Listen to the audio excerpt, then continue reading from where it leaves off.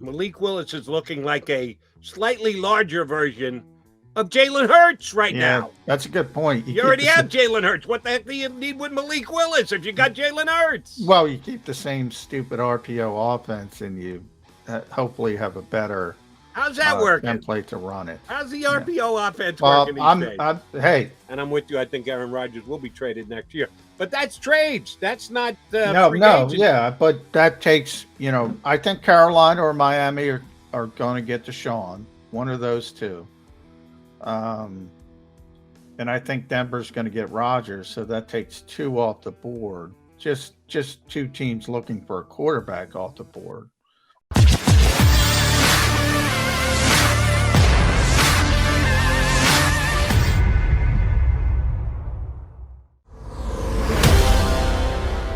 '65. We're doing a lot of recapping today. A bunch of things that have come up, certainly. Eagles get beat Thursday night by Tampa, looking ahead to Sunday with the Raiders. Zach Ertz gets traded on Friday, which, Johnny Mac, I do have this quarterback thing I want to bring up, but this is dawned on me. You said here on Birds 365 on Friday that the vibe around the Eagles yesterday was the Zach Ertz trade is very alive and that something could happen in short order. Oh, damn, like hours later, he's no longer a Philadelphia Eagle. What was it that told you? Was it someone who told you on or off the record that it's all but a done deal that Zach Ertz was going to be elsewhere? You said it with pretty good confidence here on Birds 365 on Friday that the Zach Ertz trade was coming down. What led you in that direction? Well, I was told early on that he was probably going to be moved by the trade deadline. Then you saw Zach coming off the field after the loss to Tampa Bay was really emotional. Seemed like he knew trade was coming down. By the way, that's an interesting part of this. The Eagles evidently agreed to the structure of the deal either Tuesday or Wednesday. I forget which day. And they allowed Zach Ertz to play on Thursday, which if he gets hurt, I mean, there's no deal. I thought that part was really interesting, but they, wanted to give him an opportunity to go out on a high note with the Eagles. We always talk about Howie Roseman being the bad cop. Maybe football said she should have been the bad cop there, to be honest. But everything worked out. He got his touchdown. But yeah, it was, and Zach knew that was going to be his last game, obviously, and that's why it came off so emotional. Even though I've been knocking Howie Roseman pretty good today, as a matter of fact, I got to give him props because he did roll the dice a little bit. Either for one of two reasons. Number one, he wanted to do the right thing by Zach Ertz, as you just explained. Let him have a fond farewell, a bon voyage, and damn if he doesn't get a touchdown in his last Eagle game. Or the fact that, yeah, they still wanted to win that game. That had they won that game, had they beaten the Bucs and gotten a 3-3, maybe they even go, yeah, no, never mind. Or maybe they'll go back to Arizona and go, no. Remember that deal we agreed with? Tentatively. It was tentatively. So now if you want to do that deal, it's going to cost you that much more because we don't necessarily want to take a step back. And I don't know if that was actually in play, but I'll give Howie the benefit of the doubt that maybe it was. So they end up losing and they pull the trigger on a deal and they got lucky. You're right in that Zach didn't get hurt, but no, I'll give Howie credit for that one. Sometimes I think Howie needs to be called on the carpet. Sometimes got to give him credit. The Miami trade does look that much better now because that leads me into what I did want to talk about next. Quarterbacks, NFL draft this upcoming year. With the loss to the broke the second longest losing streak in the history of the National Football League, Jaguars yesterday morning. Did you at least get up to watch that, or were you already at Lowe's by the time? I did not see much of the Jaguars Dolphins game. Poor London. I mean, come on. What are they doing to London? They get the Jags all the time. What do you mean? They're the Jags home away from home, London. I told you that stat, which is amazing to me. They've been playing these London games for a long time now. They've never gotten a game between two winning teams at the same time, which is unbelievable if you think about it. You think by luck you would have gotten one, a team surprising. Right. They But schedule it long before the yeah, season starts. So somebody's got to come in at 5-4 at some point, don't yeah. they? Well, no, they've had winning teams, just not two winning teams matched together. So Five, to have, five and but four you would against think, 5-4. yeah, Yes. yeah. So you think at one point it would have worked out, but no, they continuously get these games, and I don't know. That's the thing about the NFL that's brilliant. You had, I think, 3 overtime games yesterday, and they were all Was brutal it three? I think it was games, only two. right? Well, yeah, Jacksonville wasn't It overtime. wasn't an overtime Yeah, game, no. yeah, yeah. They 2. won You're on right. they won on last play They won on the regulation, which last is play. So almost you had a couple walk-offs in overtime. You had the last play there. But you had these close games, and you're like, wow, that was exciting. But man, there was bad football to get to that last play. And I think people forget about it. It's interesting. and part of that bad football will not be the point I'm trying to make, but the Jaguars are now a team with a win. Yeah, go Yeah. Jags. Good luck with that. But they actually moved ahead of the Eagles. When I say ahead, I guess I should say behind the Dolphins in the draft order, because they've got a head-to-head, and it doesn't have to do with head-to-head. It has to do with strength of schedule. The Dolphins, as of right now, have the second pick in the draft, which means the Eagles have the second pick in the draft.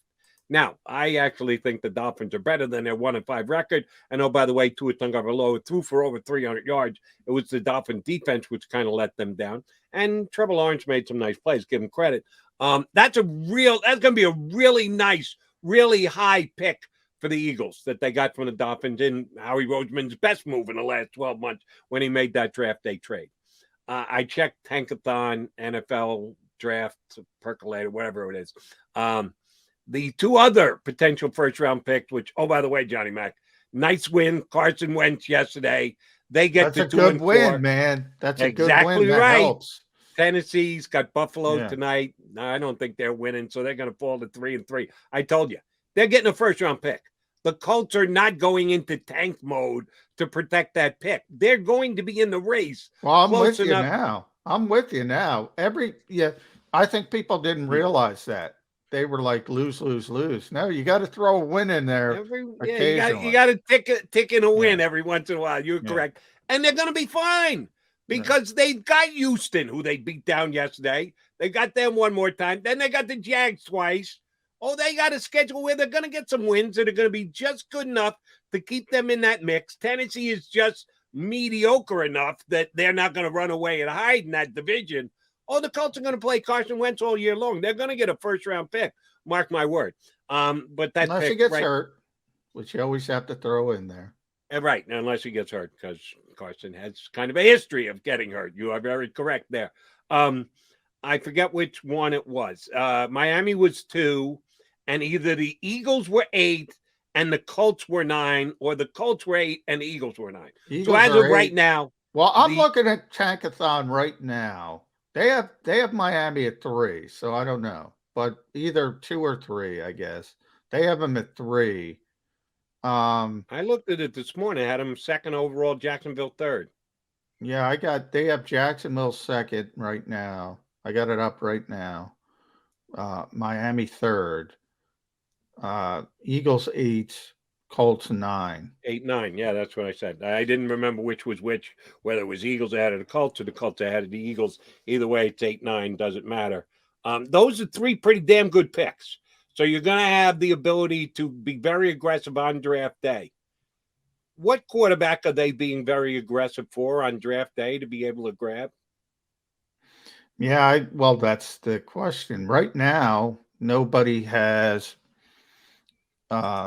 captured the imagination, but it's very early.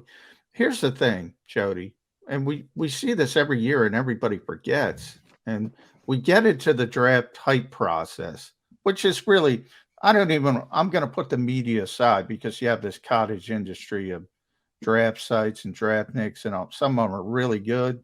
We have them on this show. Some of them aren't really good. We don't have them on this show, but you get the point. I mean, there's only so much information you can get outside the organizations. Organizations will talk themselves into quarterbacks. We know this. We see it every year. Right now, the kid from Ole Miss that you hyped up a couple weeks ago is probably, I think, number one. I can't believe how bad Spencer Rattler has fallen. He'll probably have to transfer at this point and go play somewhere else in college and build himself back up, sort of like Jalen Hurts did in his shift from Alabama to Oklahoma. Right now, it's not looking good, but somebody's going to go up the board. Somebody's going to be there. Well, one thing I will kind of disagree with you with, it's not as early in the process as it was. These teams have now played 6 games. The college football season is 12 games. So we're halfway through most of these kids' seasons. Now, there's a bowl game afterwards, and then there's the all-important combine and individual workout. Well, exactly. So, that's what I'm talking about. I'm talking about the off-season stuff. That's what I'm talking about. Understood. But if you don't have a competent season, you don't even get to the Senior Bowl and the draft combine and the like. It's a really low crop right now, John. Yeah, Matt Corral is the absolute number 1 pick. There's not even a debate as far as I'm concerned. Malik Willis, the kid from Liberty. Well, they'll talk themselves into Malik Willis. He only threw 3 interceptions this week against Louisiana Monroe. Do you think NFL defenses are a little tougher than the Louisiana Monroe defense that he threw 3 picks against this week? They got beat by Louisiana Monroe, did Liberty. Not good. Well, it is Liberty, but interestingly, by the way, so I just pulled up a mock draft. This mock draft is from Pro Football Network. They have Matt Corral going number 2 overall, which is fine. This was probably last week. So they had the Eagles at 5, taking Khair Elam, a cornerback from Florida, with one of their picks. But at one of their other picks, they haven't taken Malik Willis at 10, which now would be 8 or 9. So there's one example. Malik Willis is looking like a slightly larger version of Jalen Hurts now. That's a good point. You already have Jalen Hurts. What the heck do you need with Malik Willis if you got Jalen Hurts? Well, you keep the same stupid RPO offense, and you hopefully have a better how's that working? Template to run it. How's the RPO offense working these days? I'm the first to admit I hate that offense. I don't like college football because of that offense. I hate it. I hate watching it. It's ugly. I tell you all the time. And here's the point I want. I'm sorry, John. Go ahead. I mean, but that's just personal. I just don't like that offense. But if you're trying to build an offense around the strengths of the players, I get why you do it. But it's not fun to watch. I will say that. Here's the thing that dawned on me while I was watching football yesterday, and knowing that the Eagles are, let's say, undecided at quarterback right now. I don't think they've completely given up on Jalen Hurts as being their future quarterback. I think they're leaning in that direction after the last couple of weeks. He is now, and again, we can get into the debate of how to best judge a quarterback, much like Pro Football Focus. Certain things that they put out, I shake my head at. One thing can I give you one thing they put out that you're not going to agree with? Okay, go ahead. Because we're talking about quarterbacks, and they graded, Jalen Hurts pretty well to this point. He hasn't been terrible by any stretch of the imagination. So right now he's number 15. Guess who number 16 is? Jared Goff. No, Jared Goff is way down at 25. Number 16 is Dak Prescott. So they've got Jalen Hurts ahead of Dak Prescott. Yes. Okay, Pro Football Focus. like I said, some of their things Yes. I understand and I agree with, and I say that's a good point. And other things I go, what the hell are they Well, talking about? Can I tell you the reason? The reason is Dak Prescott has a terrible grade as a runner, the worst in football, coming off the injury. And Jalen Hurts is as a runner. If he's not the best in football, I got to look at Lamar. Yeah, he's even better than Lamar as far as efficacy goes. He's the best in football. So that's why I have the skew. Like as a thrower, Prescott is way ahead of Hurts, but not as far ahead as Hurts is of Prescott as a runner, which doesn't matter. So that's why you have this. And that's where I defend Pro Football Focus. They're just grading each play and saying, okay, what have you done on this play? And Dak is not a runner at this point, so it gets skewed. And that's why you need to add the context into these. Yeah, and some of their things grades just completely miss out on context, as in Dak Prescott ranked behind Jalen Hurts at this stage. Can't be in any real world focus. But here's the point I was trying to get at. And it just dawned on me how large this list is. And I'll make it a question, and then I'll give you what I jotted down here. Realistically, John, and I think of you as a very smart football guy and a guy who can play general manager for teams around the league. Shoot, I do it all the time on my national radio show, so we can do it here on Birds 365 too. How many teams do you think there are in the league right now that you could make a serious argument for the fact that they need to make a change at the quarterback position and should be thinking about using a first-round pick on a new quarterback? All right. Well, let's see. Tampa Bay, no. I got the I'm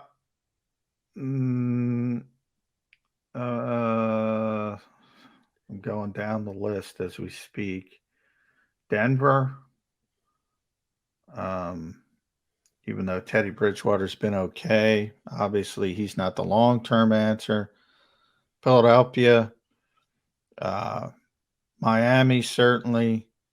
The Giants, although, we talk about first-round picks, there's an example of a team deferring to a first-round pick, but that's understandable. New Orleans, Carolina, I think, is quickly souring on Sam Darnold. Detroit, we just talked about Jared Goff. San Francisco has Lance, so no. Jets are obviously sticking with Zach Wilson. Pittsburgh has to think about it. Houston has to think about it, assuming Deshaun Watson is not going to be there, as we all assume. And Washington has to think about it. All right, so here's the way I figure it. You tell me, I'll run through the teams that I think absolutely positively have to be considering a first-round quarterback, and feel free to go, no, Jody, they're good. You're overstating it. They're not a team that's going down that road. Eagles, 1. Giants, 2. Washington football team, 3. So 3 of the 4 teams in the division that can't run Dak Prescott guy, the only one who I think is pretty good going forward, Pro Football Focus.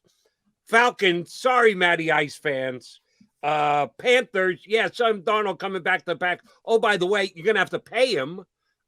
He's coming up on the end of the contract. They didn't do the extra year reinstatement thing, so you're going to need to get a deal done with Sam Arnold. Do you want to get a deal done with Sam Arnold? He marched them down the field, got the game tied yesterday, but he had to do it because he was so terrible for the first 3 quarters of the game, and he wasn't good against the Eagles last week either. So Sam Darnold doing Sam Darnold things. Saints, you going to go forward with Jameis?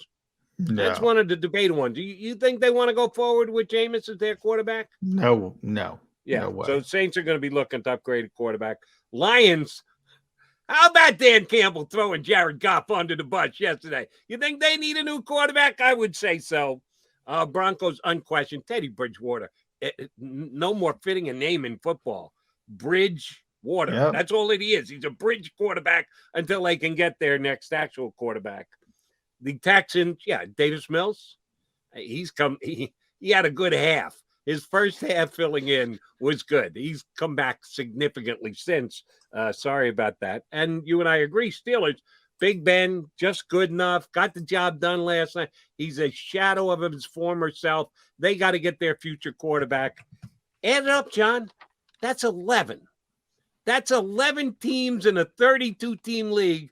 That's more than a third of the league. Yeah. Needs to get a new quarterback this next year. Who are going to be the free agents who are going to hit the market? None that are guys you go, oh my God, we got to get him. That's our guy. We're going to hitch our wagon to him. Deshaun Watson. I think a lot of people are putting Denver together with Aaron Rodgers. And we'll see. I mean, we'll see how that shakes out. I don't think Russell Wilson's going anywhere. And those aren't even free agents. Those are trades. No, Deshaun Watson, maybe Russell Wilson because it was talked about, but it seems like they've mended fences and the like. And I'm with you. I think Aaron Rodgers will be traded next year. But that's trades. That's not free agents. Yeah. But that takes, I think Carolina or Miami are going to get Deshaun, one of those two. And I think Denver's going to get Rodgers. So that takes two off the board. Just two teams looking for a quarterback off the board. And then you haven't. And by the way, I didn't have Miami on the list because I still think Tua's going to be good enough. They lost again yesterday. They're 1-5 now. Tua didn't play in 3 of those 5 losses. Yesterday's loss was on his resume because he started the game, but I watched the game. They didn't lose because of Tua. He threw for over 300 yards. They asked him to throw it like 46 times. 46 passes. The guy just comes off the IR. Drop back and throw it 46 times with broken ribs. I think Tua is still their guy going forward. But if you're putting Watson on them, that's a team that I don't even have on my list of 11 that need new quarterbacks. Yeah, well, I think those are the two teams around the league people talk about is the most likely landing spots for Deshaun. Yeah, and that would knock it down to 10 teams because you didn't have Miami. So 10 teams looking for upgrades at quarterback. And then there's some other wild cards,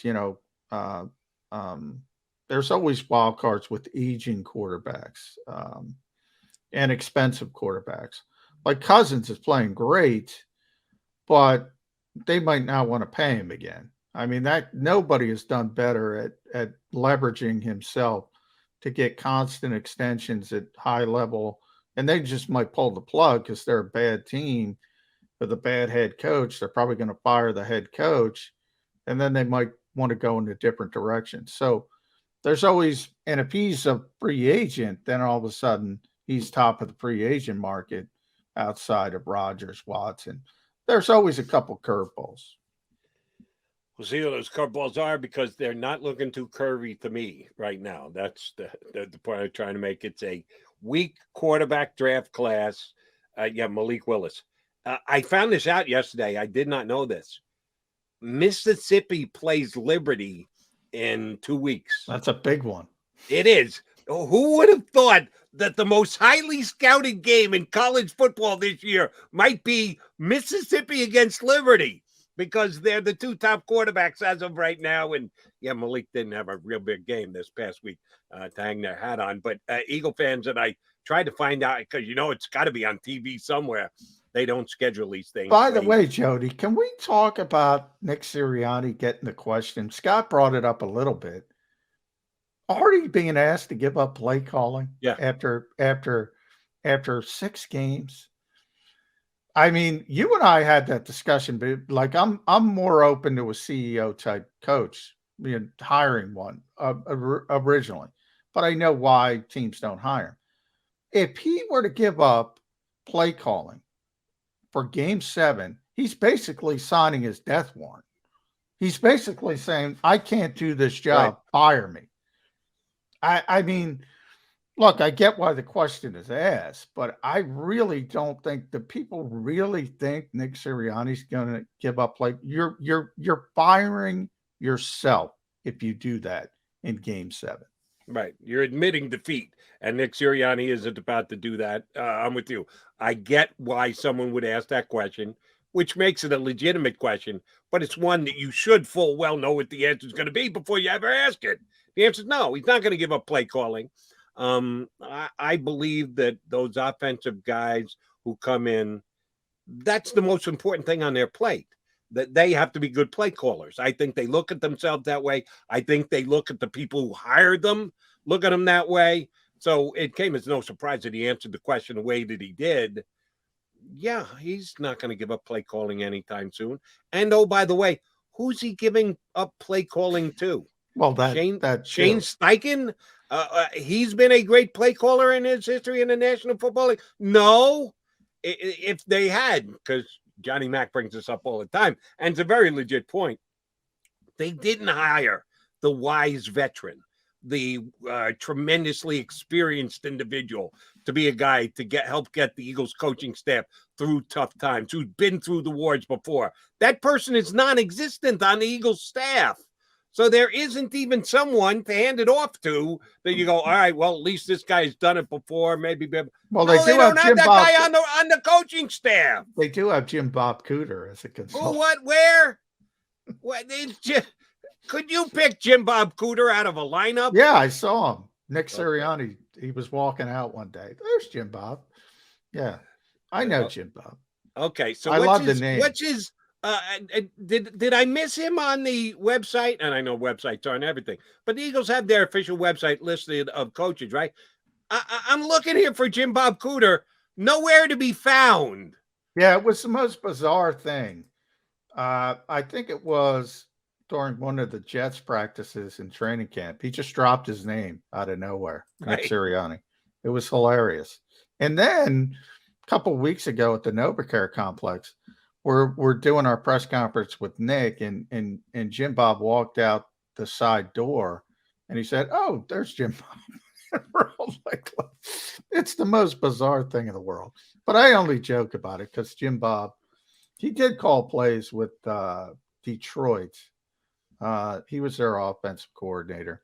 Shane Steichen called plays with the Chargers with, Justin Herbert. He did a pretty good job.